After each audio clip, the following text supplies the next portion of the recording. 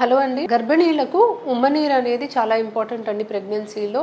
And ఈ ఉమ్మనీరు baby చుట్టూతా ఉంటుంది అండ్ ఇది ఒక కుషన్ లాగా బేబీని ప్రొటెక్ట్ చేస్తూ ఉంటుంది. నా పేరు డాక్టర్ సుమా, కన్సల్టెంట్ 49 ఫర్టిలిటీ సెంటర్ విజయవాడ. బేబీకి మనకి రక్త సరఫరా అనేది బాగుండి, మనకి మాయ అనేది కరెక్ట్గా ఉండి, రక్త సరఫరా అంతా బాగుంటే ఉమ్మనీరు కరెక్ట్గా ఉంటుంది. కొన్ని సందర్భాల్లో ఉమ్మనీరు తగ్గుతుందండి. సో మనం యూజువలీ ఉమ్మనీరుని ఆమ్నియాటిక్ ఫ్లూయిడ్ ఇండెక్స్ అని స్కాన్ ద్వారా మెజర్ చేస్తాము. And amniotic fluid index 15 to 20 centimetres అనేది రిపోర్ట్ ఉంటే మనకి ఉమ్మనీరు బాగున్నట్టు. లెస్ దెన్ 7 or 8 మనకు సివియర్ ఓలిగోహైడ్రానియోస్ అంటే ఉమ్మనీరు బాగా తక్కువ ఉంది అని అర్థము. లెస్ దెన్ 10 ఉన్నా కూడా తక్కువ ఉందనే మనం భావిస్తాము. కాకపోతే స్టిల్ మనం కొన్ని మెడికేషన్స్ ద్వారా మనము దాన్ని ఇంప్రూవ్ చేయడానికి ట్రై చేయగలం. సో ఉమ్మనీరు తక్కువ ఉంటే ఏం చేయాలి? సో మీరు యాజ్ అ ప్రెగ్నెంట్ ఉమెన్ మీరు ఉమ్మనీరు పెంచుకోవడానికి ఏమైనా చేయగలరా?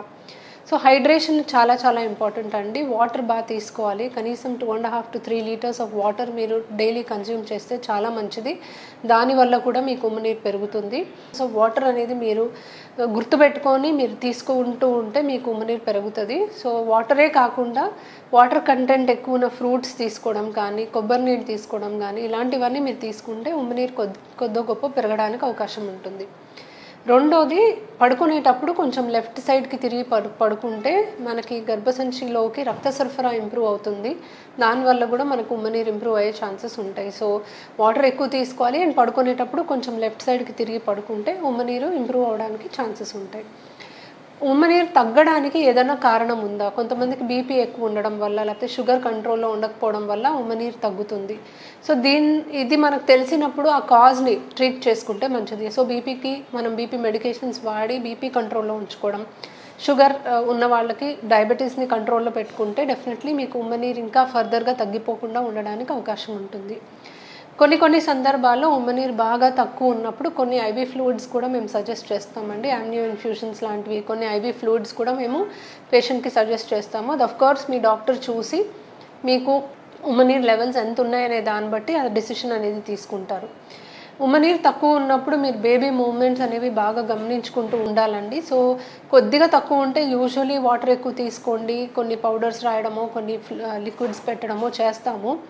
బట్ బేబీని మీరు మానిటర్ చేసుకోవాలి. అంటే బేబీ మూవ్మెంట్స్ అనేవి కరెక్ట్గా ఉన్నాయా లేదా చూసుకోవాలి. ఎస్పెషలీ ఉమ్మనీరు తక్కువ ఉన్నప్పుడు మీకు బేబీ మూవ్మెంట్ సరిగ్గా తెలియట్లేదు అంటే వెంటనే ఒక డాక్టర్ని సంప్రదించాలి. ఇలాంటి సమయంలో యూజువలీ డాప్లర్ స్కాన్ అనేది చేస్తాము. దాంట్లో రక్త సరఫరా మనకి క్లియర్గా తెలుస్తుంది.